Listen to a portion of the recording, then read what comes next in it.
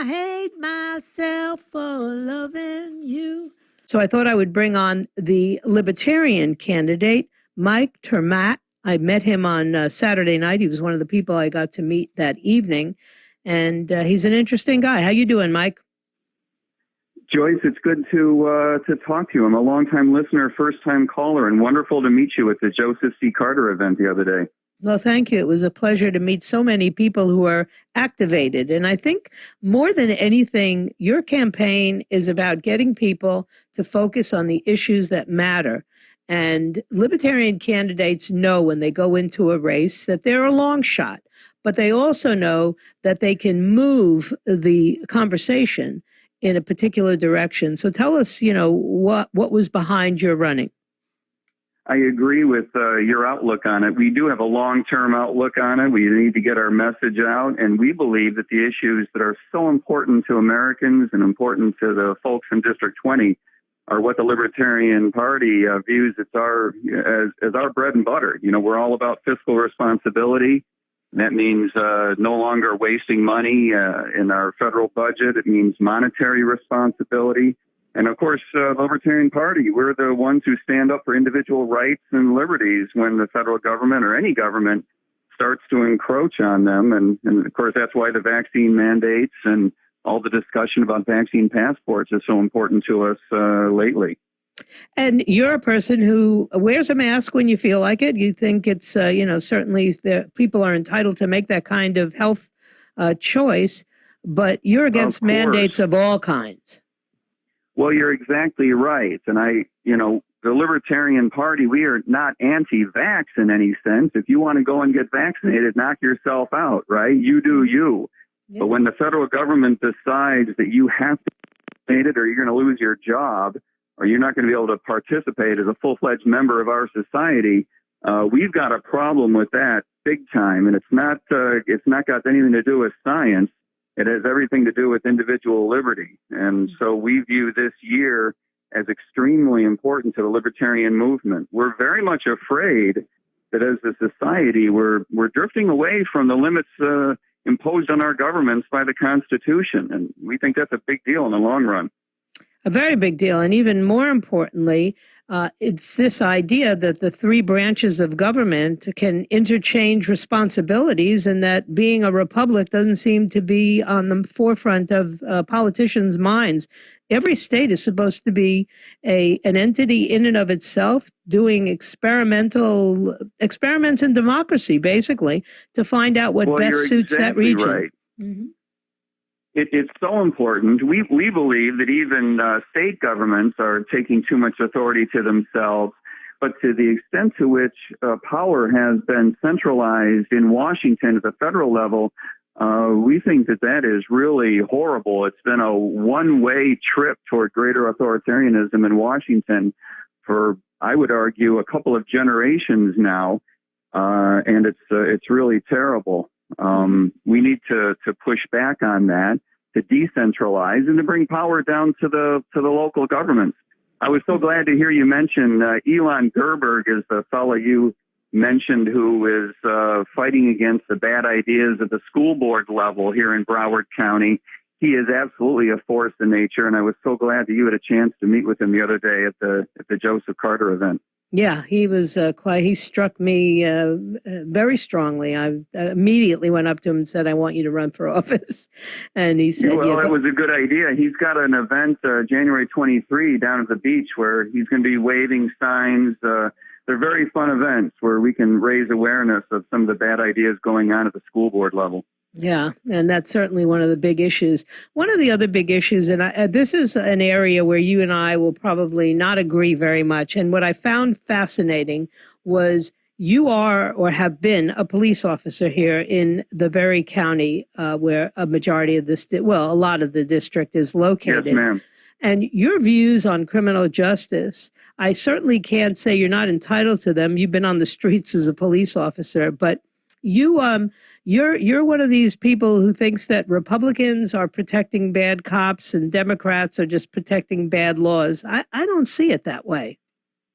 Well, I'm not sure I would have chosen exactly those words, but I do believe that we can take great strides in reforming the way the police offices are managed in a way that would be beneficial not only to our communities, but to police officers ourselves. You're right. I was a police officer for 11 years until a couple of months ago when I left my department to campaign full time. I do not like this stupid idea of defunding, which is cropped up in the Democratic Party, and not enough politicians have shouted that dumb idea down. It's very, very dangerous. Mm-hmm. But I do believe that we can make police work more like other businesses and bring benefits not only to the trust between police officers and communities, to police officers ourselves. I think that we can make the industry more competitive. The good officers will get paid more and the bad officers will get paid less. We can bring greater transparency, greater accountability. We can get rid of qualified immunity and replace it with liability insurance, make it like other industries, and the cream will rise to the top, and employers will have greater flexibility. Do you think you'd be able to attract people to law enforcement if you, and believe me, it's being done all over the country, you disband this qualified immunity? I mean, when a person goes out to a domestic dispute, for instance, they have no idea what's waiting for them there. And should they make a split-second judgment and it not be the correct one, should they really be sued? Well, I think that we need the capability for people to bring a lawsuit. None of that would imply that somebody would be able to win a lawsuit. The problem with qualified immunity is that it blocks people's ability to get into court in the first place. We believe it's very, very important for citizens to have the opportunity to seek redress in court if they believe that they have been wronged. Liability insurance, just like, for example, people are most familiar with the situation in which surgeons have liability insurance.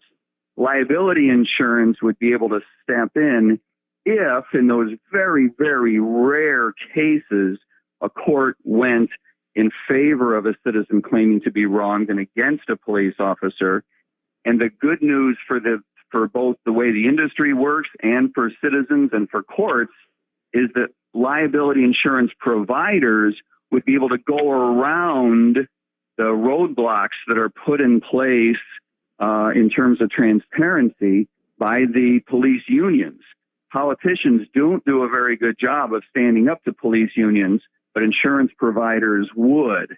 And so you would see good police officers taken care of by the insurance companies, and officers that had problems would, in effect, get priced out of being able to afford insurance. Kind of like they did with obstetricians and anesthesiologists. Didn't work out very well in the medical field. Well, you're right. I mean, there is no perfect solution when you start out with reform. It's going to be a tremendous amount of hard work. There'll be fits and starts.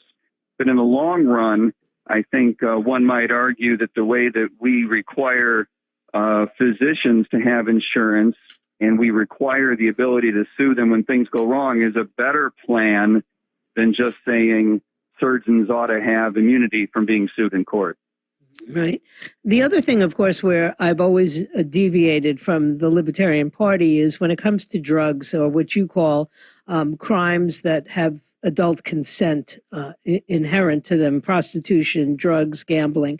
You know, I've lived long enough to tell you that the plague of drugs in our communities is absurd.